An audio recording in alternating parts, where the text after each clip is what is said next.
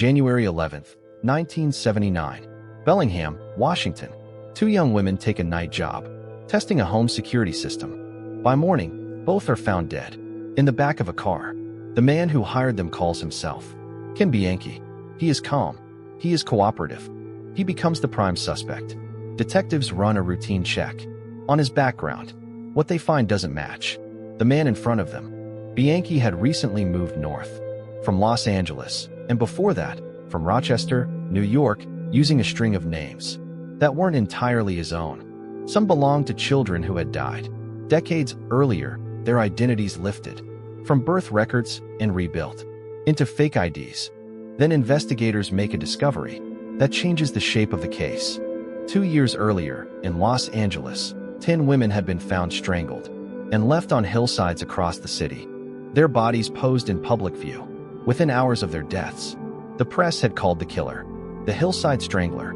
The murders stopped abruptly in early 1978. No one had ever explained why. No one had ever been charged. Fingerprint evidence now links Bianchi to those unsolved murders. He is not one killer. He may be two. Within weeks, his cousin, Angelo Buono, a Los Angeles upholsterer, is named as a second suspect.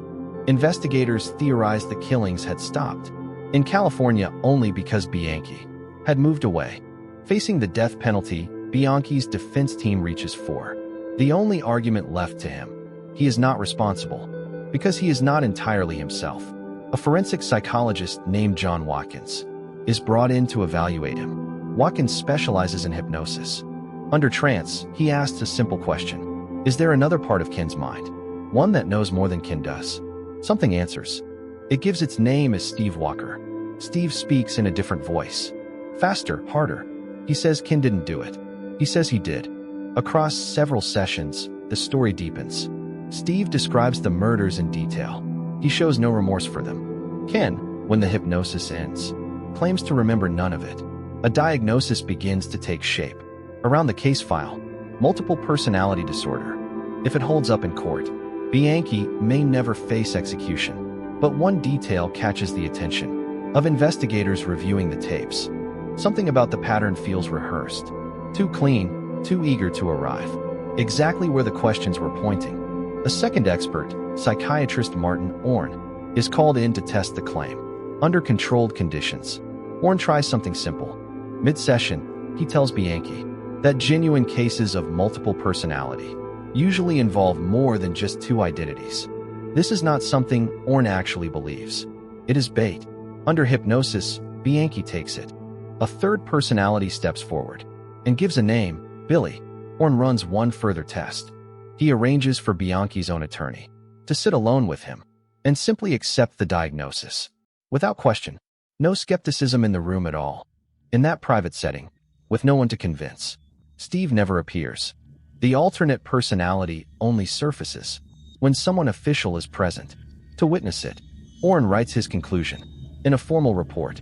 Bianchi, he states, is not suffering from a genuine dissociative disorder. He is a man who has studied psychology textbooks closely enough to know exactly what an evaluator expects to see. Confronted with the report, Bianchi has one path left, and it is not madness. In October 1979, in exchange for a reduced sentence and the removal of the death penalty from the table, he pleads guilty to 5 of the Washington and Los Angeles murders.